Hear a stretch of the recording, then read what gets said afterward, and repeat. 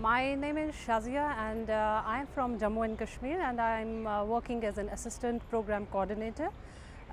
This Red Cross movement, it has really motivated me to be in the field.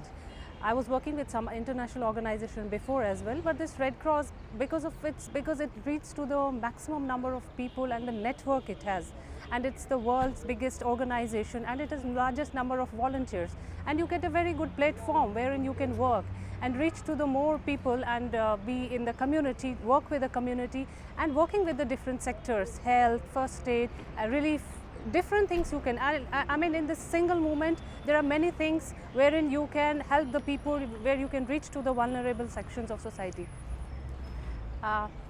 Before coming to this training, I'm already first aid trained, but I really did not know that this training is going to be a holistic one, containing each element what you have to face in the disaster and trying to reach to the more number of people and working for different issues. I really like this thing in the training program, and then the use of IT for this first medical responders, it was wonderful, like how you can reach to maximum number of people and cover the many aspects whatever you face in the disaster situation. After going back to my state, Jammu and Kashmir, the best thing would be to make people aware about it, and then we have the plans to disseminate about this training program in the different districts which are disaster prone, and then to have a core group of volunteers whom we can train in this first medical responder, so that the number of injuries or the impact is lesser after having this training in the district level, so that God forbid, whenever there is a disaster, these district trained people, they are able to reach to the maximum people. I have an experience of working with the different volunteers in my state, and I have seen like when the volunteers work for some needy people, the people who see the volunteers, they really get motivated. These FMRs, they can really be of help.